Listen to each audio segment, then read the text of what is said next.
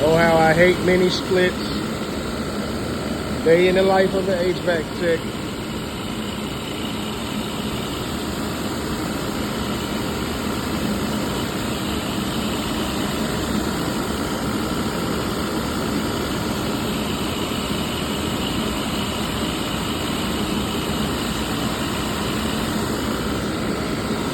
Wanna re-flare all these connections at the condenser and also at the evaporator. So this is a two-head system. It's a 3-unit. So found some leaks on the flare. Want to pull the chart and weigh it as we pull it out. And do the re-flare on all the connections and weigh the charge back in and see what happens.